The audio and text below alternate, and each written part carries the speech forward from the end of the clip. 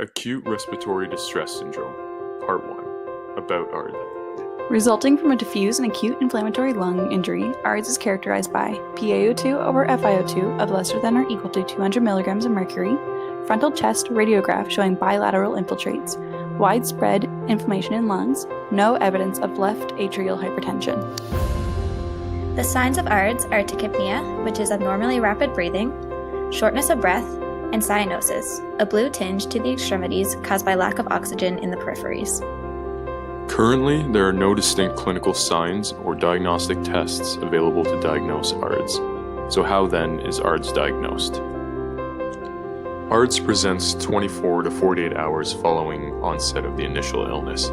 Diagnostic markers include physical examination, oxygen status, radiographic imaging, and blood paneling.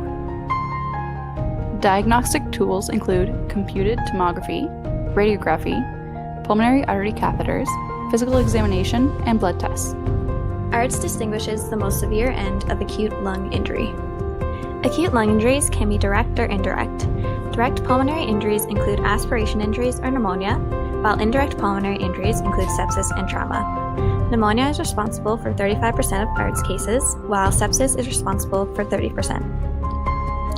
These risk factors are enhanced when certain non-clinical characteristics are present. They include old age, alcoholism, and ethnicity, as they contribute to organ failure, as well as smoking can lead to an ARDS diagnosis through its association with pneumonia. The inflammatory response can cause pulmonary edema, reduced alveolar gas exchange, decreased surfactant production, and lung fibrosis. This can cause hypoxemia, opacity on lung x-rays, and decreased lung compliance. In terms of oxygenation status, one will see decreased pulmonary compliance, hypoxemia causing hypoxia, and PaO2 over FiO2 less than 200 mg of mercury. During chest x-ray, ARDS presents as increased opacity within the lungs. In a CT scan, density and opacification are noted in dependent regions of the lung.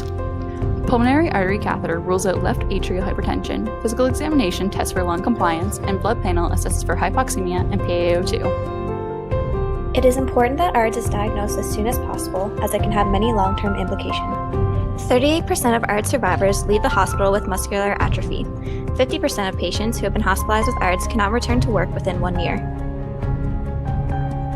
ARDS can contribute to decreases in spatial awareness, memory, attention span, and executive functions.